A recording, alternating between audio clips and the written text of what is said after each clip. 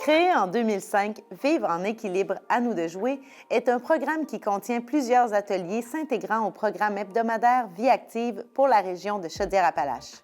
Vivre en équilibre, à nous de jouer vise à sensibiliser les aînés aux différentes façons de s'adapter aux changements associés au vieillissement ainsi qu'aux événements de la vie.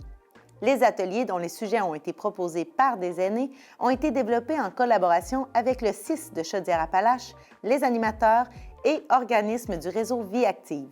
Un partenariat entre l'association bénévole Beauce-Artigan, le CIS de Chaudière-Appalaches et Nous TV a permis de rendre disponibles au petit écran ces épisodes.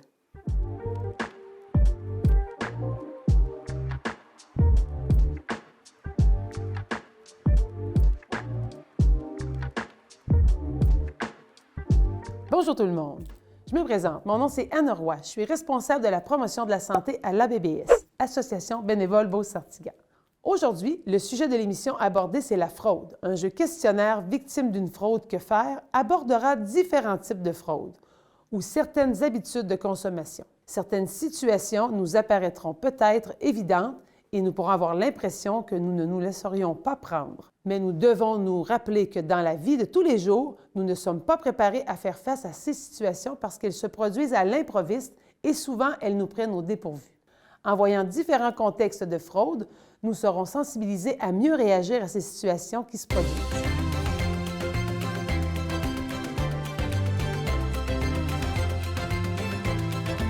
Vous avez peur des fraudes? Alors écoutez notre questionnaire Victime de fraude, que faire?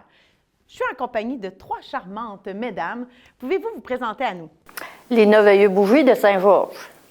Gisèle Sanson, Saint-Georges. On est tous de Saint-Georges, Jocelyne Veilleux. Ah, bien, bienvenue au quiz. Êtes-vous prête pour la première question? Yes! Oui. Oui.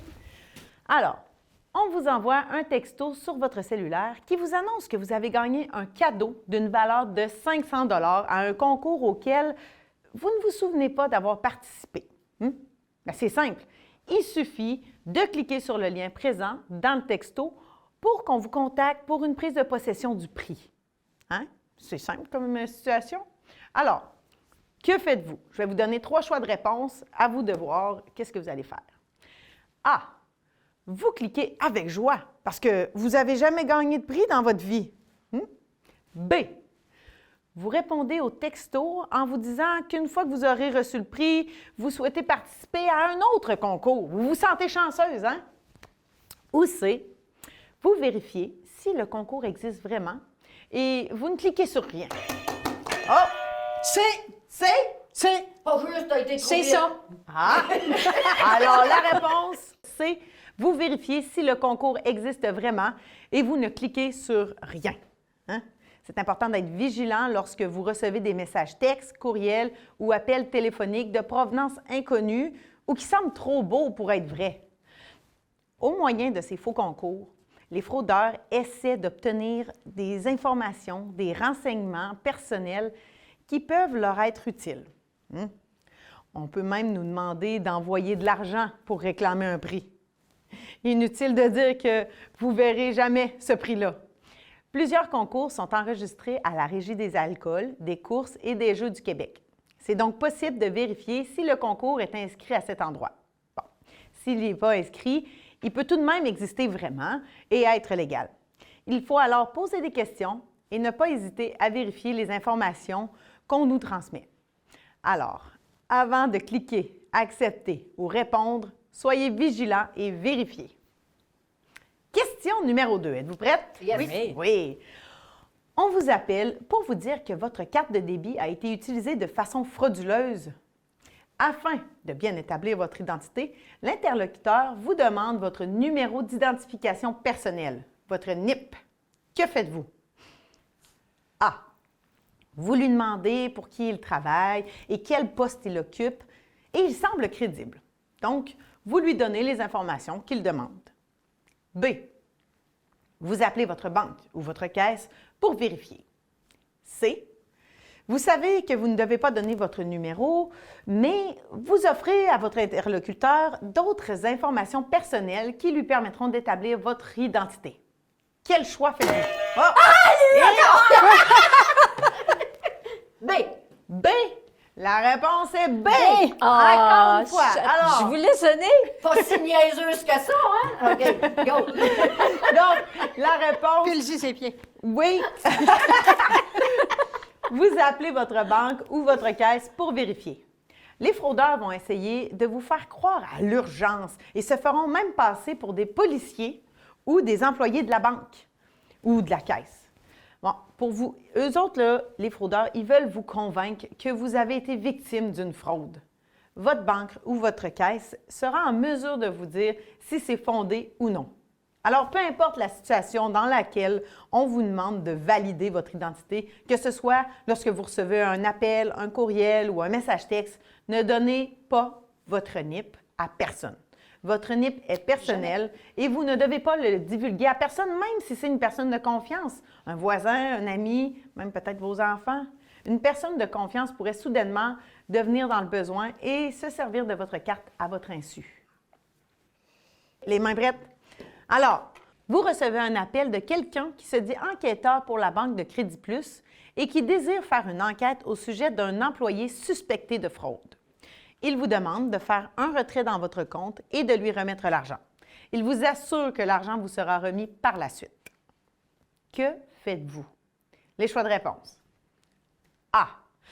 Vous avertissez votre voisine Germaine qui a aussi un compte dans cette banque. Elle pourrait vous aider.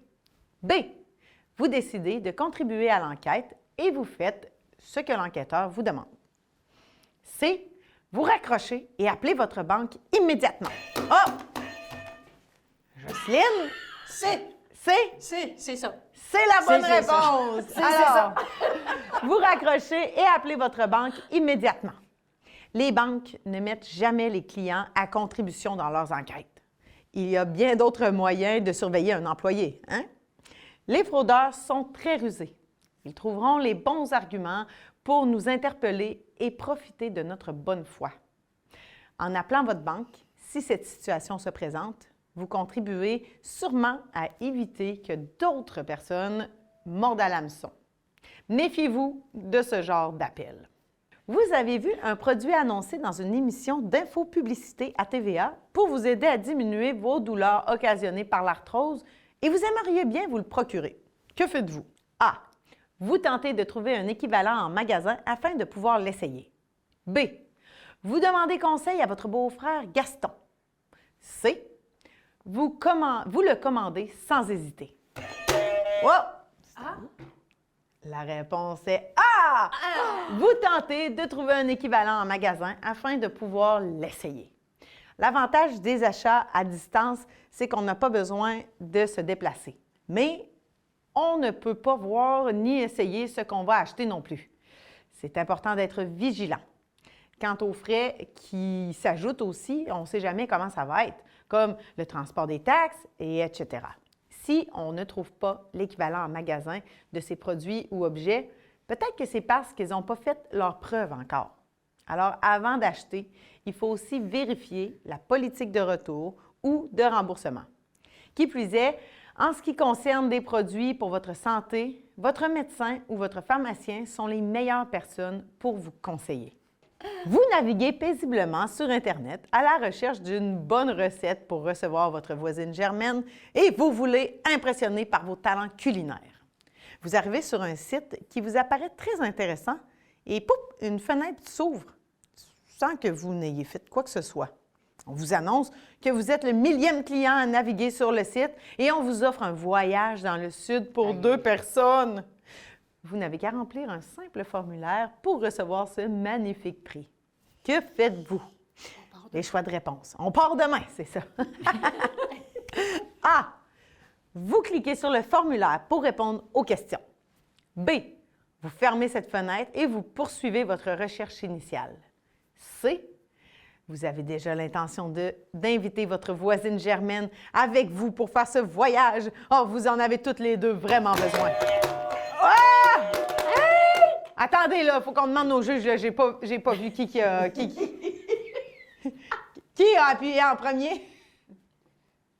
Tout le monde. Tout le monde. Tout le monde. Toutes les trois. B. Vous aviez toute la bonne réponse! Un point pour tout le monde! Tout le monde gagne! B. Vous fermez cette fenêtre et vous poursuivez vos recherches initiales.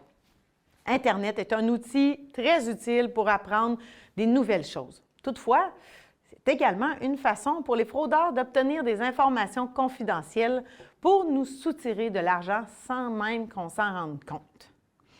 À moins d'avoir des connaissances poussées en informatique, c'est préférable de ne pas cliquer sur ce genre de formulaire pour éviter de se retrouver avec des problèmes informatiques.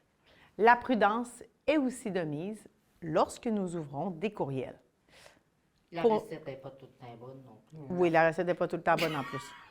Alors, pour naviguer de façon sécuritaire, c'est important d'avoir un bon antivirus et de ne pas oublier d'effectuer les mises à jour nécessaires. Ça aussi, c'est important. Prochaine question. Vous avez accepté récemment une demande d'amitié sur Facebook d'une personne que vous ne connaissiez pas vraiment. Vous avez échangé plusieurs messages avec cette personne. Vous vous êtes lié d'amitié et en plus, vous êtes en train de tomber en amour avec elle, sans jamais l'avoir rencontrée. Elle dit être très attachée à vous. Et en plus, elle vous fait des magnifiques compliments qui vous font beaucoup de bien. Depuis quelque temps, elle vous confie qu'elle a quelques difficultés financières. Elle vous demande de l'aider en mentionnant que c'est urgent et elle dit qu'elle va vous rembourser dès le prochain mois. Que faites-vous? A.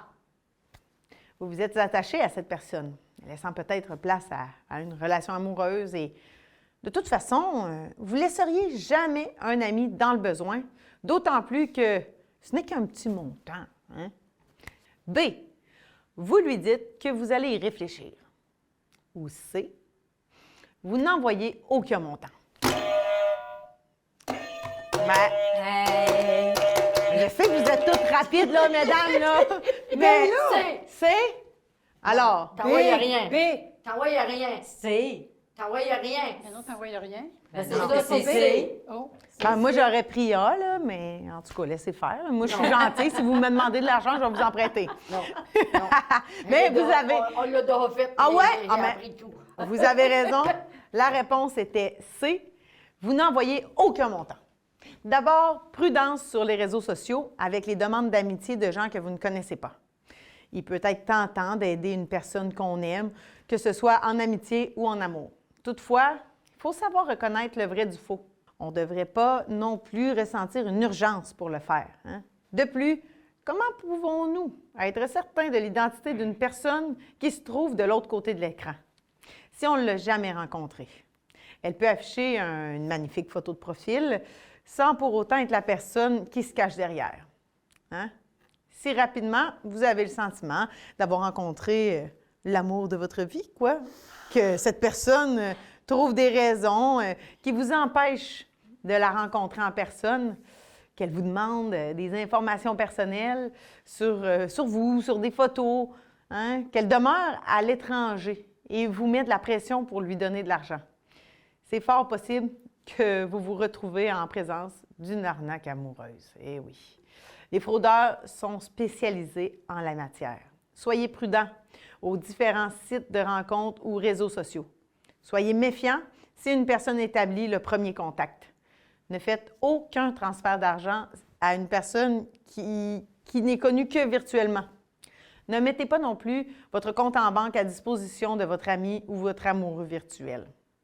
Envoyez pas de photos non plus, des photos intimes, là, je parle, là. Hein?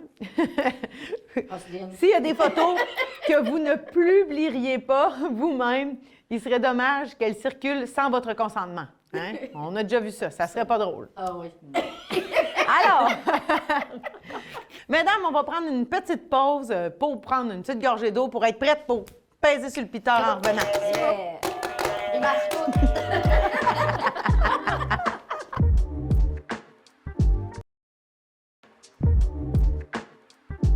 On est de retour de la pause. Alors, mesdames, vous êtes prêtes pour la prochaine question? Oui. Oh oui. Vous recevez une offre d'abonnement de votre compagnie de câblo-distribution à la chaîne Aîné Télé. On vous mentionne que les 3 premiers mois seront gratuits. Que faites-vous? A. Vous acceptez? Le prix est si bas. B. Vous vous informez sur combien coûte la chaîne au prix régulier sur qu'est-ce qui se passe après les 3 premiers mois et comment s'effectue le désabonnement. C. Vous vous fiez sur votre beau-frère Gaston qui vous tiendra au courant de ce qu'il a écouté sur ce poste de télé. Oh! Jocelyne? Bateau. B. B.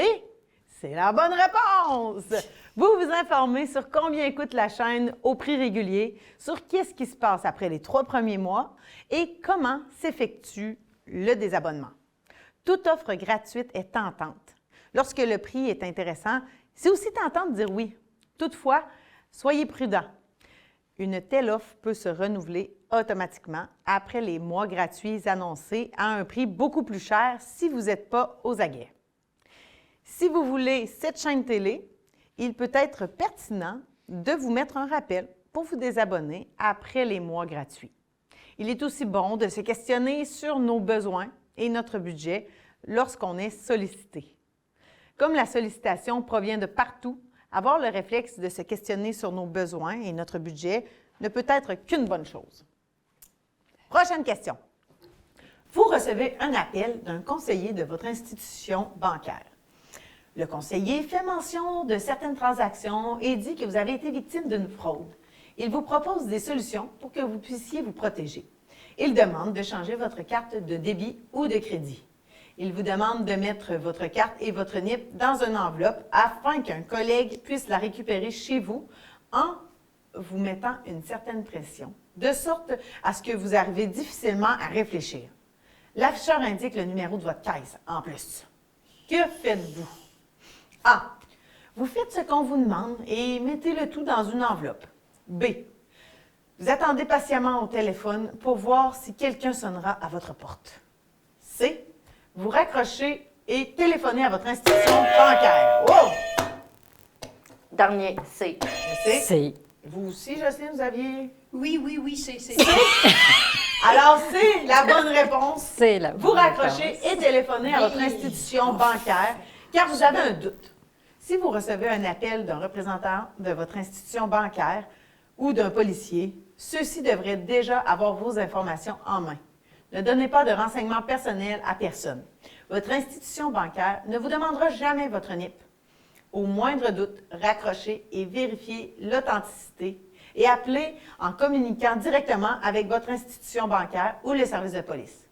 Aucune institution bancaire ne demandera à quelqu'un de venir récupérer vos cartes ainsi que votre NIP. Même si l'afficheur indique le numéro d'une institution bancaire, faites quand même vos vérifications, car votre afficheur peut être trompeur. Hein? On l'a dit tantôt. Les fraudeurs utilisent des logiciels ou des applications pour tromper leurs victimes. Soyez prudents, tout ça. Prochaine question. Vous entrez votre voiture au garage pour un changement d'huile et une vérification automnale. Le vendeur fait état de sa vérification, vous dit que plusieurs choses sont défectueuses et vous émet une soumission qui a fait grimper la facture à plusieurs centaines de dollars, voire même plus de 2000 dollars. Aïe, aïe. Que faites-vous? A. Vous autorisez les réparations, car après tout, c'est le garagiste de votre voisine Germaine. Vous le connaissez bien. B. Vous payez seulement pour le changement d'huile et la vérification que vous avez demandé. Mais vous demandez qu'on vous remette la soumission détaillée pour ensuite demander un deuxième avis dans un autre garage pour y avoir un meilleur prix. C. Vous faites faire la moitié des réparations aujourd'hui et l'autre moitié quand vous aurez suffisamment d'argent. Oh! B. B. B. Oh, ça semble assez unanime. La réponse est B. Vous payez seulement pour le changement d'huile et la vérification que vous avez demandé. Mais demandez qu'on vous remette la soumission détaillée pour ensuite demander un deuxième avis dans un autre garage. Vous pouvez en tout temps demander un deuxième avis quand vous êtes pris par surprise pour une dépense que vous n'avez pas prévue. Si on vous met de la pression, tentez de ne pas succomber, à moins que vous ayez pleinement confiance en ce commerçant. Alors, prochaine question. Vous perdez votre carte de crédit de votre institution bancaire. Que faites-vous? A. Vous implorez Saint-Antoine de Padoue, car la dernière fois, ça a marché pour votre bas manquant dans la sécheuse. C'est vrai, il est bon. B. Vous signalez la perte à votre institution bancaire. Ou C, vous attendez une semaine ou deux, car elle ne doit pas être bien, bien loin, hein? Réponse? Ah, c'est Elle Jocelyne. sonne plus! Elle sonne moins la mienne, elle sonne! Ah ouais, elle sonne fort. On signale la perte à l'institution bancaire. L'institution bancaire. Absolument. Ah, moi, j'aurais dit « hein ». Ben, moi aussi. J'aurais pris G, moi. Ben, Saint-Antoine de Padoue, ça marche quand même. Saint-Antoine, il est bon quand même. Tu paniques. Mais la bonne réponse était B. Vous signalez la perte à votre institution bancaire. Votre carte de crédit a été perdue, volée ou utilisée frauduleusement. Avisez sans tarder l'institution bancaire ou la compagnie de carte de crédit si elle est émise par une compagnie. À partir de ce moment, vous ne pourrez pas être tenu responsable des nouvelles transactions qu'une autre personne ferait avec votre carte. Aussi, il peut être possible de seulement suspendre la carte pour un temps ou tout simplement l'annuler. Et en redemandant une autre carte, vous allez en avoir une nouvelle, puis ce ne sera pas grave si vous retrouvez l'autre carte qui est perdue en dessous de votre voiture, hein? Vous la coupez en deux. C'est-tu le même numéro? Ça ne sera peut-être pas le même numéro. Qui est resté à la salle de bain. Ouais. Dans cercueil. Vous avez-tu compris? On y va. Vous êtes au guichet automatique et vous n'arrivez pas à faire votre transaction. Que faites-vous? A. Vous donnez un bon coup au guichet automatique pour qu'il réagisse. Tiens, oui. B. Vous annulez la transaction et demandez de l'aide à un employé de la banque. Ou C. Vous demandez de l'aide à la personne qui est derrière vous. Ah ben, Oh! ben là. C'est B. C'est B. B. C'est B. Alors Pas la C, réponse. c'est B. C'est B. Oui, B. la réponse était B. Vous annulez la transaction et demandez de l'aide à un employé de la banque. Ben, mettons, moi, j'aurais donné un coup de pied dans le guichet. C'est ça, ça m'arrive des fois. Ben, en tout cas, la personne derrière vous pourrait avoir vos renseignements personnels, tandis qu'un employé de l'institution financière est davantage en mesure de nous aider en toute confidentialité. Si la banque ou la caisse est fermée, il est préférable de revenir plus tard. Mieux vaut annuler et revenir lorsque l'institution financière est ouverte. Certains guichets automatiques ont un téléphone avec accès direct à l'institution financière. Il ne faut pas hésiter à s'en servir si on a un problème. Hein? Est-ce que donner un coup de pied au guichet? Ça ne fonctionne pas. C'est Ça ça. arrive, l'argent va tomber. Ah, ben oui. Puis, mettons, la caméra vous voit, là. Ça pourrait qu'on ait l'air fou après. Alors, prochaine question. Vous recevez un texto sur votre cellulaire de l'Agence du revenu du Canada qui vous informe que vous avez droit à un remboursement de 400 $ annoncé lors de la dernière campagne électorale. On vous demande de cliquer sur le lien qui se trouve dans le message texte. Encore cliquer. Que faites-vous? A. Vous cliquez sur le lien et espérez que le dépôt se fasse aussi facilement. Ça tombe bien. Vous vous demandiez quand les promesses électorales se feraient. B. Vous supprimez le message et ne cliquez sur rien. C. Vous gardez le message pour en parler avec votre voisine Germaine qui a toujours une idée sur ce qu'il faut faire. Oh, Jocelyne. B. B. A. A. B, B, B. B. Ben là. Oui, mais c'est des promesses électorales, je vous comprends. Va falloir la sortir un peu. Faut qu'il me donne mon argent, je la veux. Il l'a promis. Il l'a pas Il l'a mis. promis. Non, non. Il y avait c'est juste pas à pas me le promettre. bon. Non. Tu flushes. C'est bien logique, mais la bonne réponse était B. Ah oui? Oui, vous supprimez le message et ne cliquez sur rien. Ouais. Les fraudeurs peuvent envoyer des textos qui ressemblent drôlement à la réalité, en plus de correspondre à l'actualité. Ils se tiennent d'ailleurs très informés sur les sujets de l'actualité pour saisir des occasions frauduleuses. Sachez qu'aucune institution bancaire, aucune institution gouvernementale ne procédera à un remboursement par texto, courriel ou même par appel téléphonique. Ça peut être tentant d'accepter, surtout si c'est dans une période où nous en avons grandement besoin. Par contre, cela peut être... Pas d'argent. Oui. Par contre, ça peut être un virus ou une façon, encore une fois, d'obtenir vos renseignements personnels. Si par mégarde, vous cliquez sur un lien et avez donné des renseignements, communiquez avec votre institution bancaire ou avec l'institution de votre carte de crédit. Et cancellez-la. Absolument. On cancelle. On l'a fait. Ah oui. Prochaine C'est question. T'as compris? Qui garde mon argent, je la veux pas. Vous avez toujours eu de la difficulté à retenir les numéros de téléphone. Et pour être certain de ne pas oublier votre numéro d'identification personnelle NIP, vous décidez de l'inscrire quelque part. Quel serait le meilleur endroit pour conserver cette information? A. Dans votre main. B. Sur un papier, dans un autre endroit que votre portefeuille. C. Sur un papier dans votre portefeuille. Hé là là! Je ne sais pas qui aurait été en premier. C'est B. OK, bon, donc vous êtes tous d'accord sur la C'est même B. réponse. OK. Je ne sais pas qui a répondu en premier. Qui aura le point, là? plus. La réponse, vous avez raison, c'est B. Sur un papier, dans un autre endroit que votre portefeuille. C'est important de garder ce numéro pour soi. L'idéal est de ne pas le noter du tout. Mais si on a besoin de le faire, on l'inscrira dans un autre endroit que notre portefeuille, de préférence le plus loin possible de notre carte. De cette façon, si notre portefeuille est perdu ou volé, notre NIP sera moins facile à trouver. Tu t'en rappelleras plus. Tu sauras plus du tout l'as mis. C'est ça. Puis aussi, une bonne affaire, c'est de ne pas mettre 1, 2, 3, 4. Hein? Non, jamais. Ça, Non, on le dit souvent. jamais. toi deux. 3, 2, Merci, mesdames, d'avoir participé à notre quiz. Maintenant, c'est le temps de vous annoncer que tout le monde gagne! Eh oui! Même vous à la maison, tout le monde gagne parce qu'on est plus informé et on va être plus vigilant et prudent pour la suite des choses. Yes! Yes. À la semaine prochaine! Bye. Dans le feu de l'action, notre réaction peut être bien différente de notre gros bon sens. Il est facile de se laisser entraîner par nos offres alléchantes de prix et de privilèges soi-disant exclusifs. En étant avertis et informés, nous serons aux aguets et nous éviterons peut-être des situations qui pourraient nous mettre dans l'embarras et nous faire vivre des émotions désagréables et même parfois très pénibles. Si l'offre est trop belle pour être vraie, posez-vous des questions, car elle est probablement trop belle pour être vraie. En ce qui concerne la fraude, si par malheur vous en êtes victime, ne restez pas seul avec la situation. Parlez-en. En plus, vous vous libérerez. Cela pourra aider aussi d'autres personnes à ne pas se faire prendre. Ce n'est pas vous qui devez être honteux, mais bien le fraudeur.